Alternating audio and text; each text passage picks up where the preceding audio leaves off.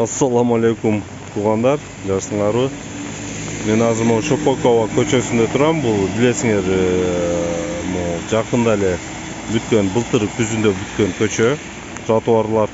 Бирок тротуардын капотасын карасаңар, акыбалында.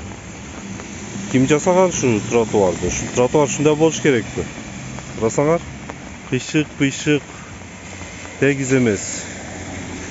Жол дагы ошол, мына көрүп атсаңар, суу ортолугуга топтолуп атат. Бундай болбош керек. Стандарт боюнча ортосу бийигирээк болуш керек чекелериге. Ошондо суу эки чекеге лотокторго агып түшүш керек эле да. Силер көрүп жаткандай, суу жолдун ортосуна топтолуп атат. Ошол эле тротуарды карагыла. Мындай полоса болуп, асфальт тегиздегенде тегиздебеген. Бул стандартка эч дал келбейт. Мына суу топтолуп атат. Эртең бул суу топтолгон жерлер бузулуп баштайт да. Мындай жакшы көрүнүп көрүп атасыңар, кыйшык. Буга ким жол берет? Өзү негизде өткөндө айтты эле, ол МРОдон баштап Байзаков көчөсүгө чейин буздуруп кайра кылдырабыз деп, жасаттырабыз деди эле. Бирок жасабаганга караганда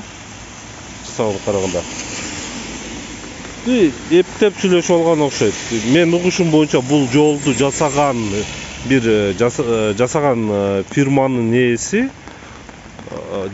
шаардык кеңеште депутат экен. Мен угушум боюнча да. Чынбы жалганбы так билбейм. Бирок ошондой туура болсо, анда түшүнүктүү эмнеге оңдоп айтат. Мына көрүп атасыңар,